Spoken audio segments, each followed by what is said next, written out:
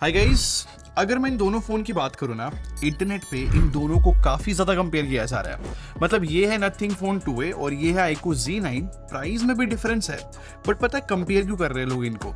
क्योंकि दोनों ही फ़ोन में MediaTek Dimensity 7200 मिलता है, UFS 2.2 स्टोरेज है और LPDDR4X रैम है। और जो प्राइस डिफरेंस है वो 4000 रुपए का आता है। नथिंग फ़ोन 2A 4000 ज़्यादा एक्सपेंसिव है। तो बेसिकली लोगों को ये जानना है कि 4000 रुपए महंगा क्यों है नथिंग फ़ोन 2A और लोग iQOO Z9 क्यों ना खरीदे। एक्चुअली मैं स्टार्टिंग में बता देता हूँ, अगर 4000 रुपए नथिंग फ़ोन 2 के लिए एक्स्ट्रा दिए भी जा रहे हैं तो ये एक बहुत ज़्यादा डिफरेंट वैल्यू देता है जो शायद कुछ लोगों को बेटर लग सकती है।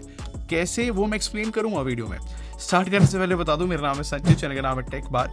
मैं आप लोगों का टेक खरीदने एक्सपीरियंस बेटर करना चाहता हूं तो सब्सक्राइब पे क्लिक कर लो, साथ में बेल आइकन जरूर प्रेस कर लेना। देखो, दोनों फोन को कंपेयर करने में ना सबसे ऑब्वियस चीज डिजाइन में आती है।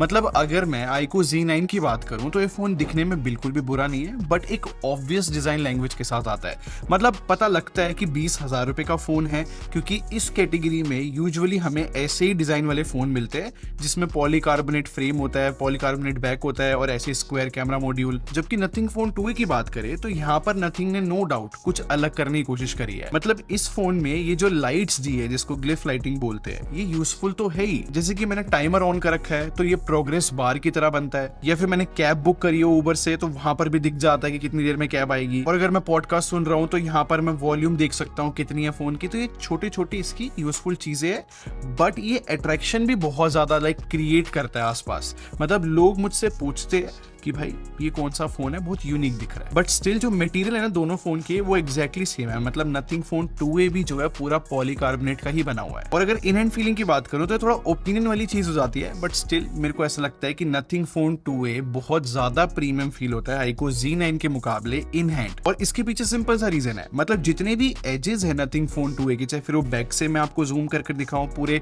कर्व होके जा रहे हैं, और जो फ्रंट से स्क्रीन है उसके भी जो एजेस है वो बहुत अच्छे से ब्लेंड हो रहे हैं फ्रेम में। तो जो इन हैंड फीलिंग है वो थोड़ी सी ज्यादा प्रीमियम फील होती है iQOO Z9 के मुकाबले। इनफैक्ट जब हैप्टिक्स की भी बात की जाती है ना, वो भी एक प्रीमियम एक्सपीरियंस में चीज ऐड होती है। नथिंग फोन 2A के हैप्टिक्स बहुत ज्यादा बेटर है अगर मैं iQOO Z9 से कंपेयर करूं।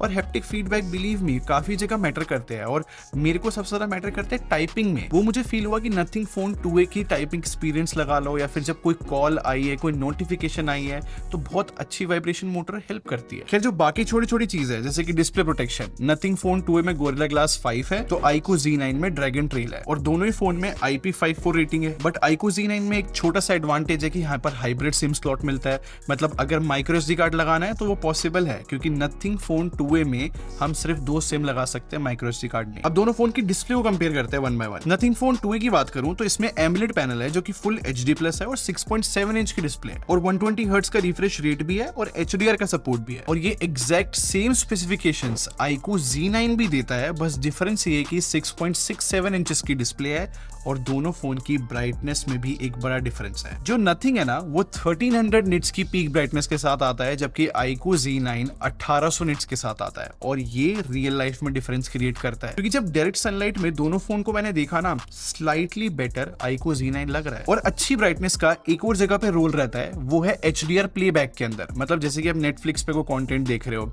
तो यहाँ पर एक डिफरेंस है कि नथिंग फोन 2A जो है HDR सपोर्ट नहीं करता नेटफ्लिक्स पे, जबकि iQOO Z9 करता है। और अगर मैं नेटफ्लिक्स पे एक शो चलाऊं साइड बाय साइड दोनों फोन में, तो यहाँ पर मुझे क्लियरली पता लग रहा है कि हाँ, नथिंग ज्यादा ब्राइट है, लेकिन iQOO Z9 जो है ना बेटर आउटपुट दे रहा है। मतलब कंटेंट का जो व्यूइंग एक्सपीरियंस है वो मुझे Z9 में अच्छा लगा, क्योंकि बेटर कॉन्ट्रास्ट है और ज्यादा अच्छी तरीके से कंट्रोल्ड हाइलाइट्स है। क्योंकि हाइलाइट्स में ना डिटेल ज्यादा है और शेडोज में भी ज्यादा डिटेल दिख रही है। और कंटेंट व्यूइंग की बात हो ही रही है तो ऑब्वियसली स्पीकर्स बहुत मैटर करते हैं। तो यहाँ पर नथिंग फोन 2A के स्पीकर्स बहुत ज्यादा सुपीरियर है अगर मैं iQOO Z9 से कंपेयर करूं।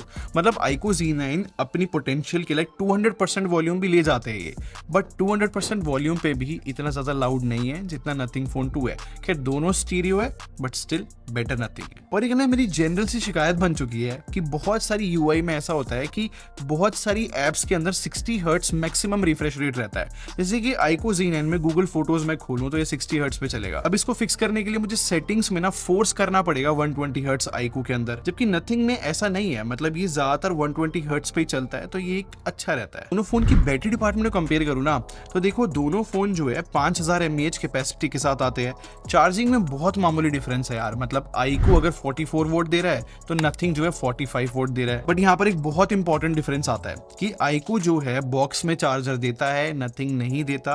आपको चार्जर अलग से खरीदना पड़ेगा, तो ये हिडन कॉस्ट बोली जाएगी। बट टेक्निकली यहाँ पर डिफरेंस है। आईकू का जो बॉक्स में चार्जर मिलेगा ना, उसी से ये चार्ज हो पाता है। मतलब और कोई चार्जर आप लगाओगे वो पॉसिबल नहीं रहेगा, इतना अच्छा चार्ज नहीं होगा। जबकि नथिंग फोन 2 जो है पीडी चार्जिंग सपोर्ट करता है, तो अगर आपके पास फास्ट चार्जर है जो कि 45 वोल्ट से ऊपर का है, उससे नथिंग फोन 2 फास्ट चार्ज हो सकता है। बट जब इन दोनों फोन के सॉफ्टवेयर को कंपेयर किया जाता है ना, तो यहाँ पर आईकू बिल्कुल भी स्टैंड नहीं कर पाएगा। और इसके पीछे सिंपल सा रीजन है कि नथिंग फोन 2 एक ऐसा सॉफ्टवेयर एक्सपीरियंस देता है जो कि बहुत महंगे फोन में रहता है। I mean, जैसे फीचर्स जैसी ऑप्टिमाइजेशन नथिंग ओएस के अंदर है ना, और वो भी इन्होंने 24,000 रुपए में ये चीज पॉसिबल करी है इस फोन के अंदर। हमें बहुत ज्यादा वैल्यू करनी चाहिए इस चीज की कि अगर आप 24,000 के प्राइस सेगमेंट को देखते हो, ना ही ऊपर और ना ही नीचे कहीं पे भी जो है ऐसा सॉफ्टवेयर एक्सपीरियंस अभी नहीं मिल रहा है। अगर हम लोग वैल्यू नहीं करेंगे तो बाकी ब्रांड इस चीज पे ध्यान नहीं देंगे। और बेटर तरीके से एक्सप्लेन करने की कोशिश करता हूँ। एक बार नथिंग फोन 2 के ना ये विजेट्स को देखो, ये नथिंग ओएस में मिलते हैं और किसी फोन में नहीं है। और नथिंग ओएस की जो एनिमेशंस है ना और जो ट्रांजिशंस है, ये कुछ ज्यादा ही स्मूथ भी है और फास्ट भी फील कराती है फोन को। और इतनी अच्छी कस्टमाइजेशन मिलती है यार नथिंग ओएस के अंदर ना, कि आपका मन करेगा कि मैं अपने फोन को अपने हिसाब से कस्टमाइज करूँ, अपने हिसाब से मैं विजेट्स लगाऊं। आइकन्स देखो सारे कंसिस्टेंट कलर के हो जाते हैं। अगर आपको एक कंसिस्टेंट कलर नहीं चाहिए तो पूरा कलरफुल यहाँ पर आइकन्स भी आ जाते हैं। तो मतलब जो फ्लेक्सिबिलिटी है वो मुझे मच बेटर लगी। और फिलहाल मैंने तो ये भी फील किया है कि जब मैंने फर्स्ट टाइम फोन को अनबॉक्स करा था ना, तब बग्स थे, माइनर प्रॉब्लम थी। और पिछले 1 महीने में 4 सॉफ्टवेयर अपडेट आ चुके हैं और ये लोग जो है धीरे धीरे सारी प्रॉब्लम सॉल्व करते चले गए। मतलब मेरे को अभी भी याद है जब मैंने फोन अनबॉक्स करा था, इतना कमाल का एक्सपीरियंस नहीं था सॉफ्टवेयर का। धीरे धीरे बहुत स्टेबल होता चला गया, जो कि सिंपली मैं बोलूंगा 24,000 रुपए में ये सब चीजें देखना बहुत रेयर है और इसीलिए इतनी ज्यादा तारीफ कर रहा हूं। बाकी हाँ, नथिंग फोन 2 में कोई प्री इंस्टॉल एप्स नहीं है गूगल की एप्स के अलावा, और ना ही एड्स मिलते हैं, तो ये भी प्रीमियमनेस में ऐड होता ही है। और नथिंग के सॉफ्टवेयर एक्सपीरियंस को अगर मैं iQOO Z9 से कंपेयर करूं तो हमें ये समझना पड़ेगा iQOO Z9 जो है टिपिकल सॉफ्टवेयर एक्सपीरियंस दे रहा है जैसे कि हर दूसरे फोन में रहता है। मतलब इस फोन में प्री इंस्टॉल एप्स है और कुछ तो अनइंस्टॉल नहीं हो सकती, और जो वी ऐप स्टोर है उससे नोटिफिकेशन वगैरह आती है जिसको ऐड बोल दिया जाता है, वो सब कुछ इस iQOO Z9 में मिलता है। I mean, कुछ स्पेशल नहीं है iQOO Z9 के सॉफ्टवेयर में कि जिसको मैं हाईलाइट करके तारीफ करूं। बस हाँ, एक चीज की तारीफ है कि iQOO में जो है हमें मार्च का सिक्योरिटी पैच अपडेट मिलता है, जबकि नथिंग के अंदर फेब का सिक्योरिटी पैच अपडेट है। इसके अलावा अगर मुझे सॉफ्टवेयर में कोई विनर बताना हो, वो एनी डे नथिंग फोन ही होगा। बट अगर परफॉर्मेंस डिपार्टमेंट की बात की जाए तो जब इन दोनों फोन को कंपेयर करते हैं तो स्लाइट एज iQOO Z9 लेके जाता है। बेसिक स्पेक्स तो मैंने स्टार्टिंग में बता दी थी कि MediaTek Dimensity 7200 है, LPDDR4X रैम है, UFS 2.2 स्टोरेज है।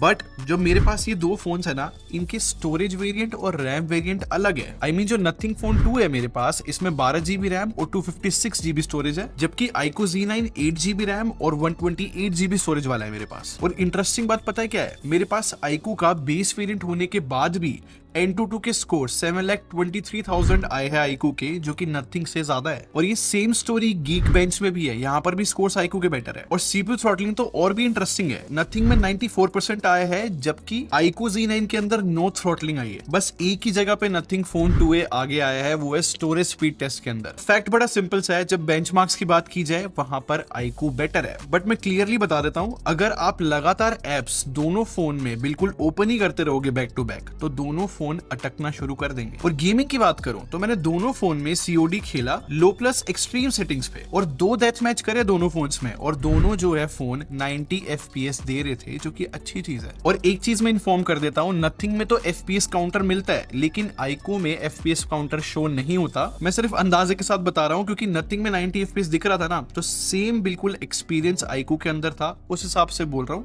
Exactly same experience. और BGMI की बात करूं तो दोनों फोन में सेम सेटिंग्स है 60 FPS की और पूरा एक सेशन खेला मैंने दोनों फोन में। और एक चीज मेरे नोटिस में आई कि जो आईक्यू के फ्रेम रेट्स थे वो बिल्कुल कंसिस्टेंट थे, बट फोन हीट कर गया था अपर वाली एरिया से। मैं ये नहीं कह रहा कि आईक्यू इतना हीट कर गया था कि भाई होल्ड करने में भी अनकंफर्टेबल था, बट हाँ वार्म जरूर था। बट अगर मैं नथिंग फोन 2A की बात करूं तो इसका बीजीएमआई एक्सपीरियंस थोड़ा सा डिफरेंट था।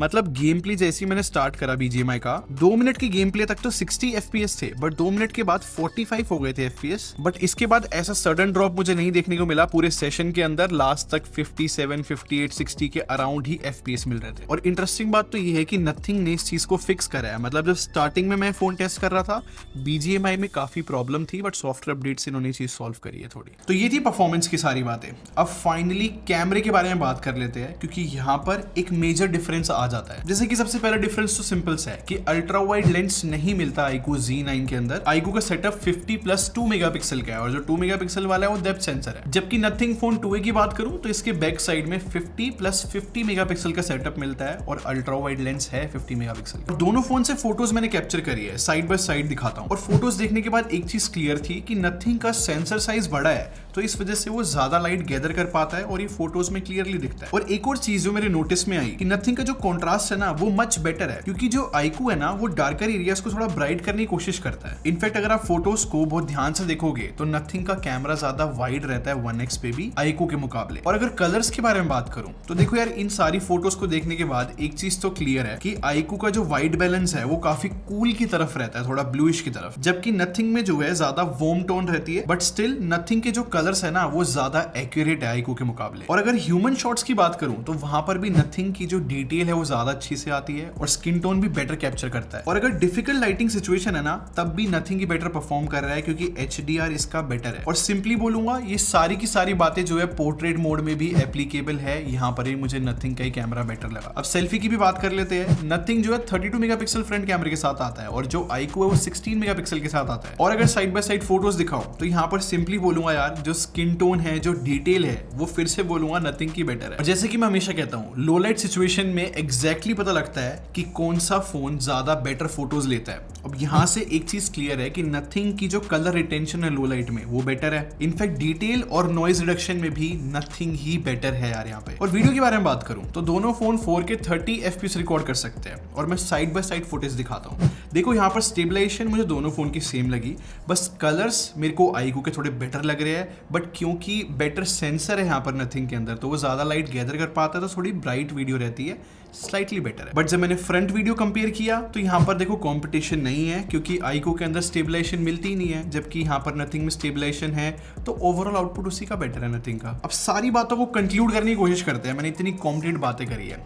देखो स्टार्टिंग में मैंने क्वेश्चन रेज करा था, क्या सच में 4000 रुपए जो एक्स्ट्रा मांग रहा है नथिंग, क्या ये एक्चुअली में वैलिड है? इसका सिंपल आंसर है कि हाँ, 4000 रुपए वर्थ इट है नथिंग फोन 2A के लिए, अगर iQOO Z9 से कंपेयर किया जाए। और ये बात बोलने के मल्टीपल रीजन है। देखो डिजाइन देखा जाए, एक्चुअली में नथिंग फोन 2A में जो है बहुत यूनिक चीज है, और मैंने आपको क्लियरली दिखाया है कि कैमरे में कितना सुपीरियर है नथिंग, और ऊपर से इसमें तो अल्ट्रा वाइड लेंस भी मिलता है। बट मेरे हिसाब से सॉफ्टवेयर डिपार्टमेंट एक ऐसी जगह है जहां पर नथिंग फोन 2A को बीट करना iQOO के लिए बिल्कुल इम्पॉसिबल हो जाता है। और मैं फिर से वही बात रिपीट करूंगा, आज से पहले किसी ब्रांड ने पॉसिबल नहीं किया है कि 24,000 रुपए में इतना प्रीमियम सॉफ्टवेयर एक्सपीरियंस प्रोवाइड कर रहे हो। इस चीज की हमें अभी से वैल्यू करनी चाहिए, तभी बाकी ब्रांड जो है थोड़ा फोर्स होंगे बाकी फोन्स में भी प्रीमियम एक्सपीरियंस देने के लिए। तो मेरी एकदम रियल और सिंपल एडवाइस तो ये है, अगर आप 4000 रुपए एक्स्ट्रा देते हो नथिंग फोन 2A के लिए, तो आपको 4000 रुपए में बहुत सारी चीजें ज्यादा मिल रही है iQOO Z9 के मुकाबले। बट एक और चीज यहां पर मैं बता देता हूं, अगर आप ज्यादा बेटर वैल्यू निकालना चाहते हो, आपको जो है कम बजट में ज्यादा बेटर परफॉर्मेंस चाहिए, उस केस में ही यहाँ पर iQOO Z9 एक बेटर फोन है। क्योंकि हम ये भी चीज इग्नोर नहीं कर सकते कि 20,000 रुपए में हमें इतना अच्छा प्रोसेसर मिल रहा है। और यार मैं तो ये भी कहना चाहूंगा, ये जो हम लोग करते हैं ना कि सिर्फ प्रोसेसर और प्राइस देख के और फोन को बेटर बताने लग जाते हैं, इससे पता क्या होता है कि कुछ फोन्स जो प्रीमियम चीजें दे रहे हैं ना, उनकी वैल्यू खत्म हो जाती है। फिर सिर्फ प्रोसेसर सब कुछ नहीं होता। तो ये थी मेरी टेस्टिंग और मेरा ओपिनियन। इतने दिनों से मैं देख रहा था इंटरनेट पे 2 फोन कंपेयर हो रहे थे और सब जो है सिर्फ iQOO को ही बेटर बता रहे थे। आई थॉट कि भाई मुझे जो है इस तरीके से बातें रखनी चाहिए। खैर ये मेरा ओपिनियन था, आई होप आप रिस्पेक्ट करोगे। बाकी आप क्या सोचते हो कमेंट सेक्शन में बताना। और वीडियो पसंद आई हो तो लाइक बटन पर क्लिक कर दो और सब्सक्राइब करके हमारे टेक ब्रा आर्मी को ज्वाइन कर लो। हम लोग क्वालिटी में ब्रीव रखते हैं। अगले मिलते हैं। Thanks for watching. Bye bye guys.